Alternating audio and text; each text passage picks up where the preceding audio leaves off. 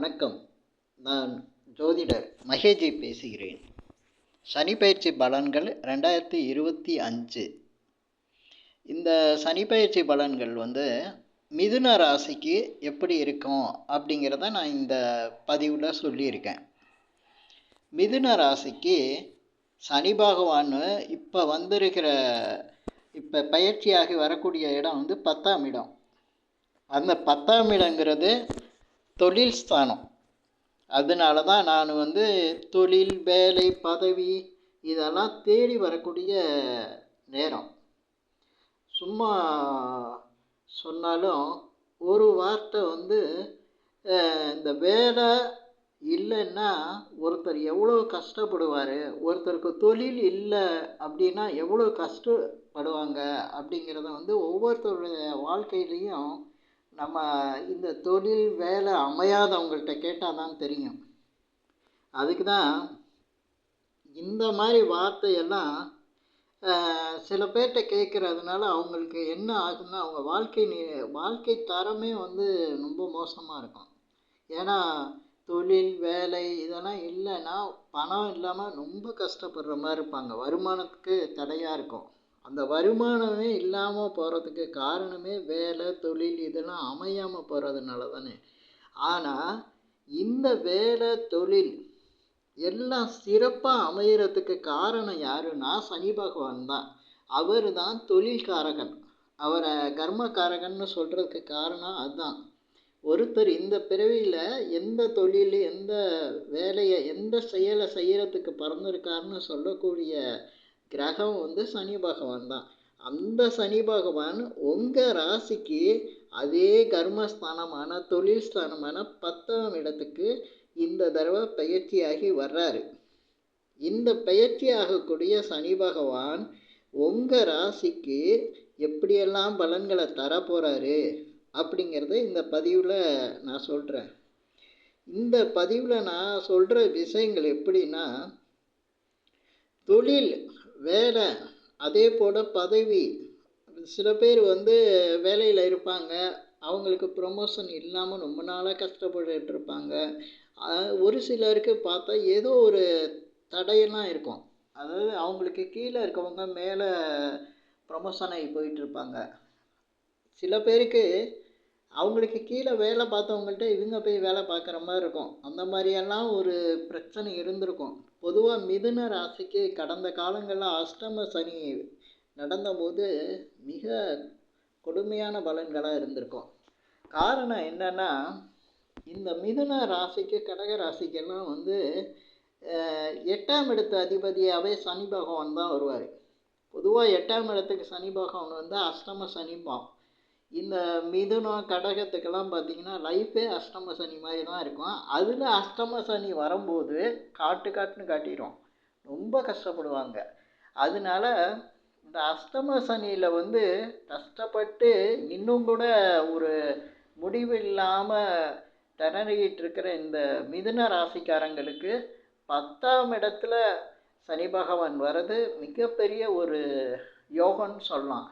ஏன்னா சனி பகவான் அஷ்டம இடத்துக்கு மட்டும் 8ஆம் இடத்துக்கு மட்டும் அதிபதி கிடையாது, பாக்கியஸ்தான அதிபதியாகவும் வருவார். பொதுவாக மிதுனத்துக்கு யோகங்களை கொடுக்கக்கூடியவர் தான் இந்த சனி பகவான். இப்படிப்பட்ட சனி பகவான் 10ஆம் இடத்துக்கு வர்றது ரொம்ப சிறப்பு. அதுவும் அந்த 10ஆம் இடங்கிறது பார்த்திங்கன்னா காலபுருஷனுக்கு அது 12வது ராசி. 12வது ராசி. அங்கே தான் சுக்கிரன் உச்சம் பெறுவார், குருவோட வீடு. அங்கே பார்த்திங்கன்னா அவங்களுக்கு அந்த இடம் ஒரு நீர் ராசி. அதனால் பெரும்பாலும் இந்த வெளிநாடு, வெளி மாநிலம், பிறந்த இடத்த விட்டு வேறு இடத்துல போய் வேலை செய்யணும்னு முயற்சி பண்ணுறவங்களுக்கு இந்த சனி பயிற்சி மிகப்பெரிய யோகத்தை கொடுக்கும், தடைகளை விலக்கிடும். அந்த மாதிரி வேலை பார்த்துக்கிட்டு இருக்கவங்களுக்கு அங்கே உள்ள பிரச்சனைகள் விலகும். ஏன்னா தொழில், வேலை, பதவி இந்த மாதிரி விஷயங்களில் ஒரு வெற்றியை கொடுக்கும்.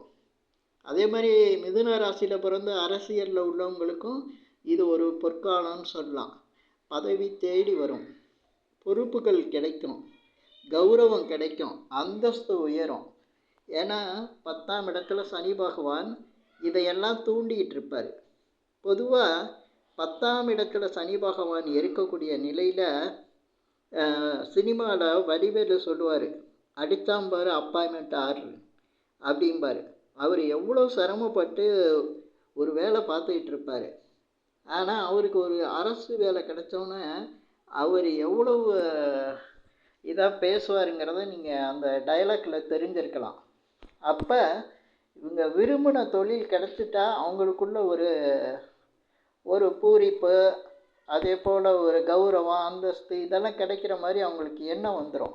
அப்படி ஒரு வேலை வாய்ப்பு, அப்படி ஒரு செல்வாக்கு, அப்படி ஒரு நல்ல நிலை வந்து மிதுன ராசிக்காரங்களுக்கு இந்த 10ஆம் இடத்து சனி பகவான் கொடுக்க போகிறாரு.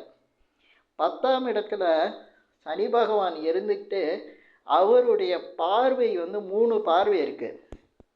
இந்த 3 பார்வையும் பார்த்தீங்கன்னா 3ஆவது பார்வை வந்து உங்கள் ராசிக்கு 12ஆம் இடத்தை பார்க்குறாரு.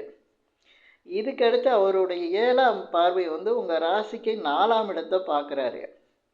இதில் சனி பகவானோட 10ஆம் பார்வை உங்கள் ராசிக்கு 7ஆம் இடத்தை பார்வை செய்ய போகுது. இந்த 12ஆம் இடத்தை பார்க்கக்கூடிய சனி பகவான் பார்த்திங்கன்னா, நான் ஏற்கனவே சொன்ன மாதிரி வெளிநாட்டு வேலை, அதே போல் செய்யக்கூடிய வேலையிலேருந்து வேறு இடம் மாற்றம், வேறு மாநிலத்தில் போய் வேலை பார்க்குறது, பிறந்த இடத்தை விட்டு வேறு இடத்துல போய் வேலை பார்க்குறது. ஏன்னா 10ஆம் இடங்களில் தான் நான் தொழிலை பற்றியே பேசிக்கிட்டு வரேன், அதை புரிஞ்சுக்கணும். 12ஆம் இடத்துக்கும் 10ஆம் இடத்துக்கும் தொடர்பு படுத்தி பேசிக்கிட்டு வரேன்.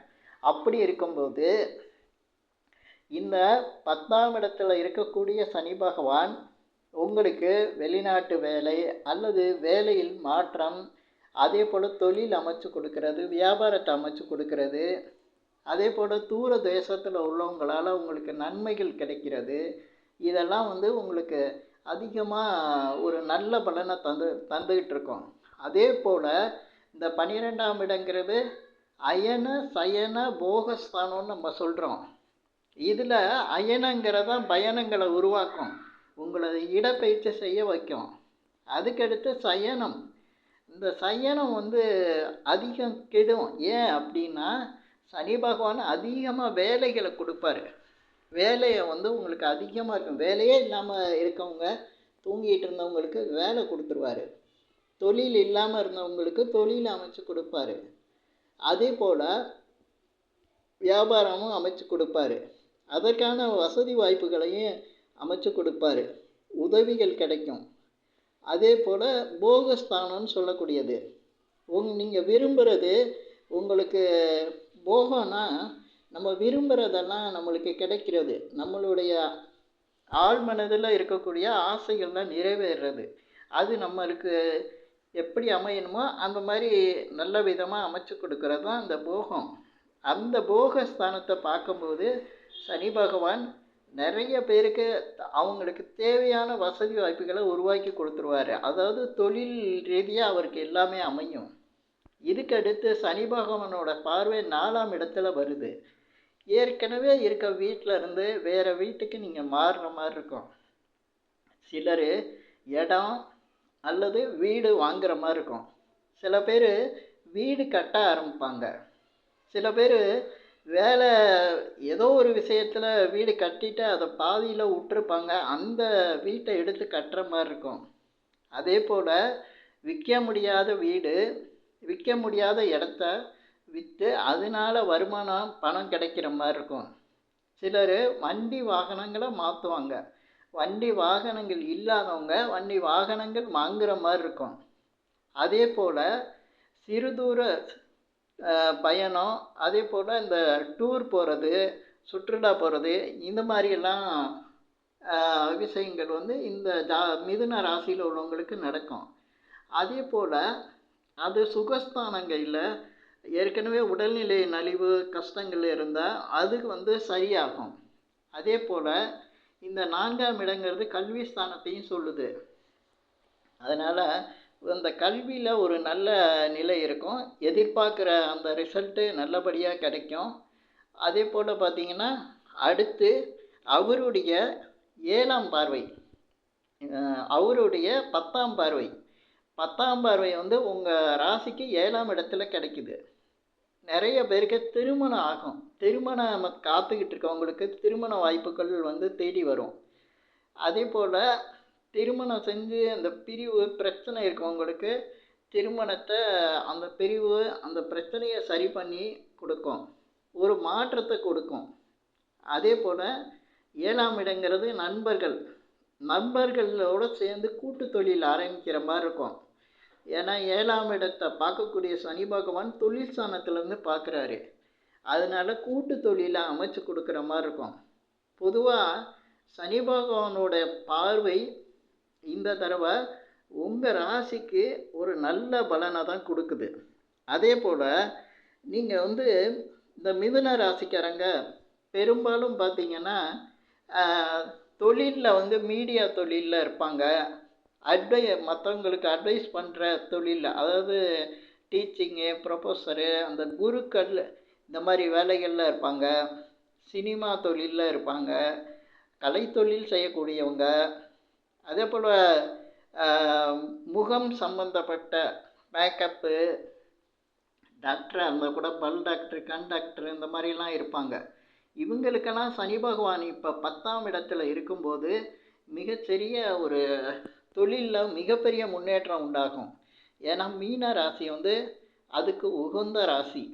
சனி பகவான் தொழில்காரங்க அங்கே போய் அமைஞ்சிருக்கையில், அதே போல் நிதி நிறுவனங்களில் ஃபினான்ஸு சம்மந்தமாக வேலை பார்க்குறவங்களுக்கும் இது வந்து ஒரு நல்ல வாய்ப்பு.